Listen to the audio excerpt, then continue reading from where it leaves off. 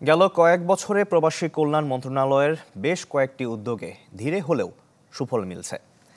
বিদেশ যাত্রার কিছু প্রক্রিয়া ডিজিটালাইজড হয়েছে। বিদেশগামী নারী কর্মীদের প্রশিক্ষণের নিবন্ধন ও বিএমইটির ছাড়পত্র এখন পাওয়া যায় আমি প্রবাসী অ্যাপে। আর সহজ হয়েছে প্রশিক্ষণ সনদ প্রাপ্তি ও সিঙ্গেল ভিসায় বিদেশ যাত্রাও। সম্রাট হোসেনের রিপোর্ট। নগদের কাছে সব গ্রাহকই প্রিয়, তাই তো সারা দেশে ক্যাশ আউট চার্জ সবচেয়ে কম। এক কিংবা দুজন নয়, কাজের খোঁজে প্রতিদিন দেশ ছাড়েন ৩ থেকে ৪ হাজার বাংলাদেশি। বিদেশ অনেকেই যেতে চায়, কিন্তু নিয়মের ফাঁক ফোকর, ত্রুটিপূর্ণ প্রশাসনিক ব্যবস্থায় অনেকেই কাঙ্ক্ষিত কাজ পায় না। তারা কারণ হিসেবে দায়ী করেন জনশক্তি কর্মসংস্থান ও প্রশিক্ষণ ব্যুরোর অস্বচ্ছ জটিল কার্যক্রমকে।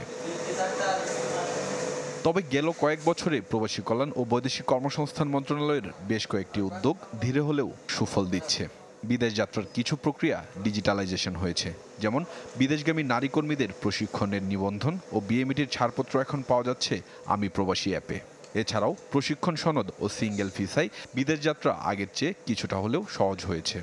আমি প্রথমে রেজিস্ট্রেশনটা অনলাইন আমি প্রবাসী অ্যাপ থেকেই করি, এবং পরবর্তীতে যে পিডিও ক্লাসটা, পিডিও যে 3 দিনের ট্রেনিং কোর্সটা, ওইটাও আমি অনলাইনের মাধ্যমে বুক করি। ফিঙ্গারের যে ছবি, ওই ছবি সহ আমরা গুগলে সার্চ দিলে আমরা এই পিডিওর এগুলো আমরা জানতে পাই যে আমাদের এটা অরিজিনাল কি ভুয়া। কোনো ঝামেলা হয় নাই, অনলাইনে কাজ করাটাই ভালো, আমি বেটার মনে করি। অনলাইনে কাজ করলে কোনো ঝামেলা নাই। তবে সব জটিলতা কাটেনি। চাহিদাপত্র সত্যায়ন ভোগান্তিতে দেশ থেকে অনেক কর্মী সময় মতো কর্মস্থলে পৌঁছাতে পারেন না। অভিবাসন বিশেষজ্ঞ আসিফ মনির বলছেন, বিদেশগামীদের অনলাইন পদ্ধতির কার্যক্রম আরও বাড়াতে হবে। পাশাপাশি কর্মকর্তাদেরও এই সেবা দেওয়ার প্রয়োজনীয় প্রশিক্ষণ দিতে হবে। আমরা এই যে স্মার্ট বাংলাদেশের কথা বলছি, মানুষটাকে তো স্মার্ট হতে হবে। অনেক সময় আমরা দেখছি যে কম্পিউটারের দোকানে গিয়ে আমাদের যারা কর্মী ভাই বোনেরা তারা ওটা প্রিন্ট আউট নিয়ে আসছেন। তার মানে কি আমার মনটা তো এখনো কাগজের বাইরে যায় নাই। তাহলে শুধু প্রযুক্তি দিয়ে হবে না, আমাকে প্রত্যেককেই প্রযুক্তি নির্ভর একটা জীবনে চলে যেতে হবে।